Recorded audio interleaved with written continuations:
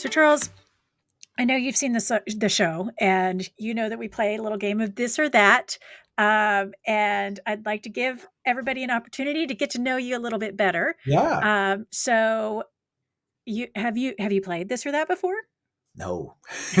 You're like, I I'm getting avoid nervous. it. I avoid it at all cost. I will be nice. Okay, good. So two words or phrases. You pick one, and then we say why. So easy Okay, peasy.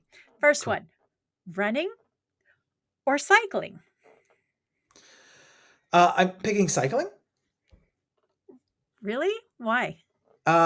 So we didn't really get too much to my background. I don't know if we'll have time, but in 2008, I was working in New York and I was working in finance.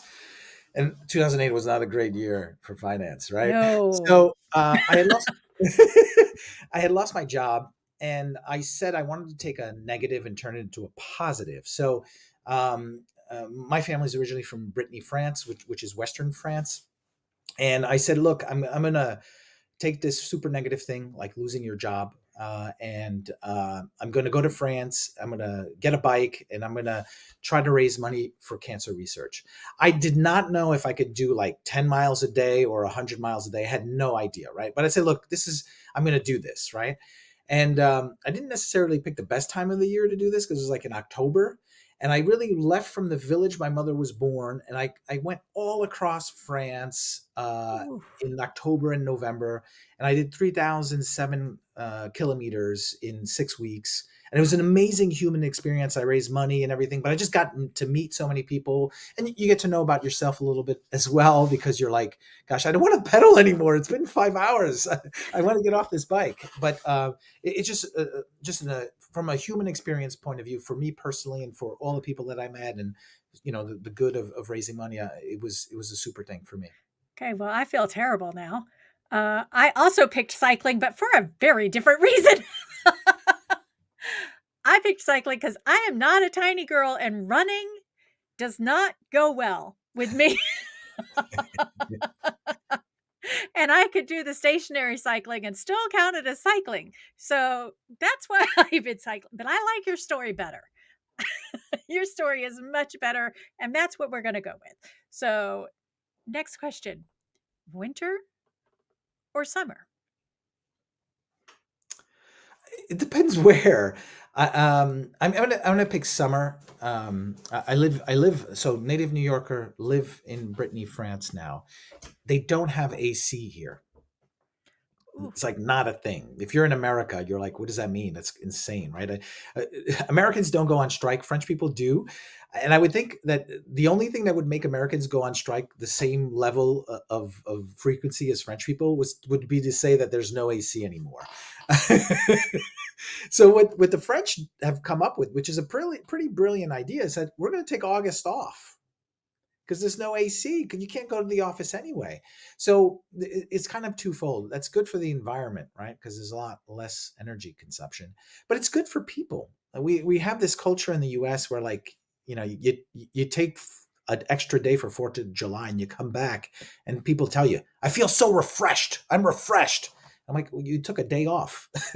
In the US, compared to France, where people are taking 2, 3 weeks off and they do come back refreshed. And in my studies, what I found was 50% of people were saying that they were busy all the time at work, busy all the time. yeah. 47% said they felt burnt out. Those are not good things. If your employees are busy all the time and feeling burnt out, that's not sustainable, right? So maybe There's also a summer. depression issue in there because working so much could be tying to mental health and depression. So, it very much so is a huge issue in the United States. Yeah.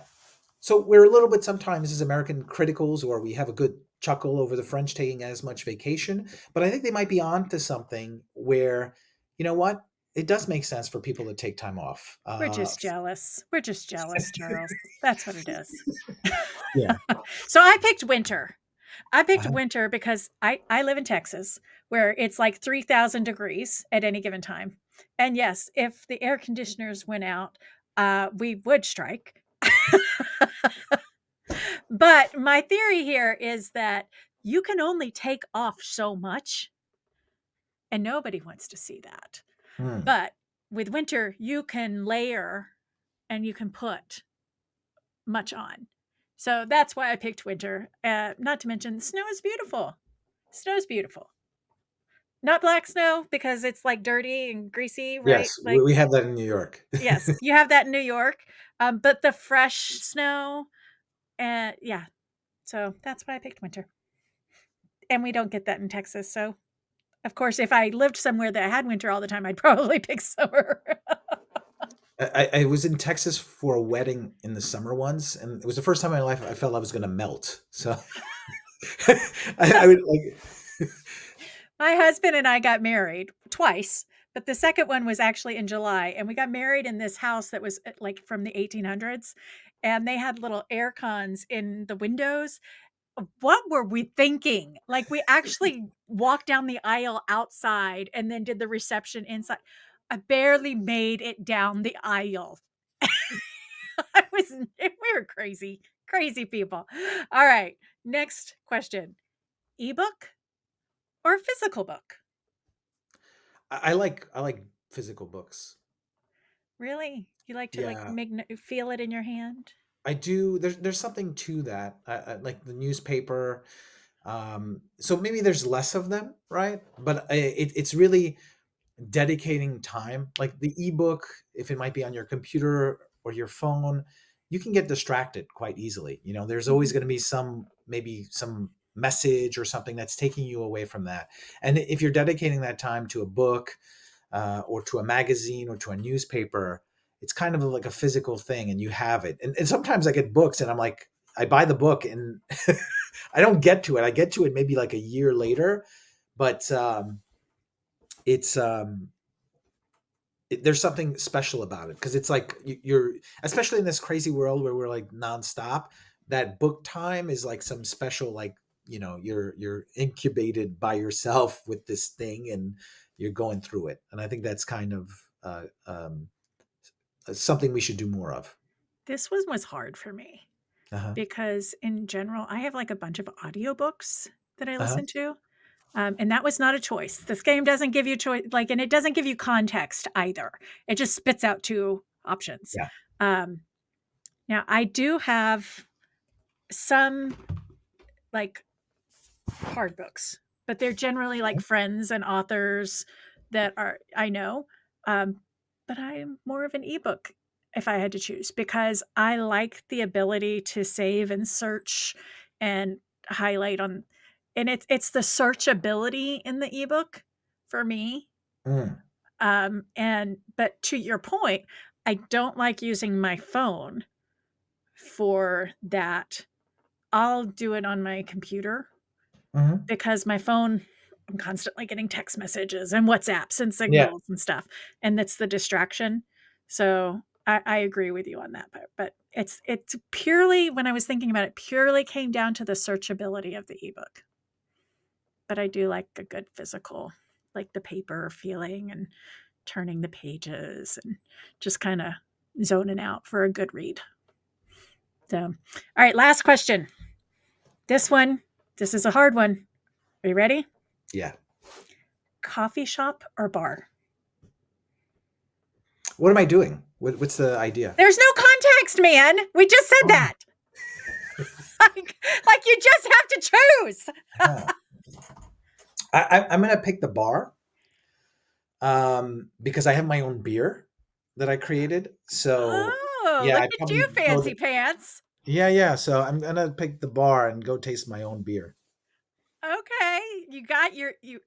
This is under the assumption, of course, no context. We're putting the context that the bar has your beer because you are that successful. Good on you. Way to go, Charles. I um I went with coffee shop because I have like I have a problem. I am a caffeine fiend. Like it's an issue. I like coffee too. Yeah. So I love to go like hang out at the bar with friends. I can't drink beer. I can't have gluten, and gluten-free beers are nasty. I don't wanna kill the whole gluten-free beer industry. I've had coffee Well, that let's are just okay. say, let me rephrase that. I have not had a good gluten-free beer. Yeah, So, if you have a good gluten-free beer, good on you, and, but I have not had a good gluten-free yeah, beer. and so it all depends also what coffee shop, because the Starbucks has not caught on in France. They're still on the old bistro coffee shop where you're not if you go in, you're like, "Yeah, I want soy milk with vanilla and cinnamon." That's not gonna happen, right? It's like your Mhm. coffee's like this big and you don't have it's like very different here, but I like It that experience too. Yeah, like the whole, they've got couches sitting around Yeah, and, like lounge, it's almost like a lounge, like right? Yeah, a lounge, yeah, exactly. yeah. Like a almost like a bar, like coffee shop. You work there all day, yeah. Yes, exactly. Like, this is why we get along. Thank you for playing.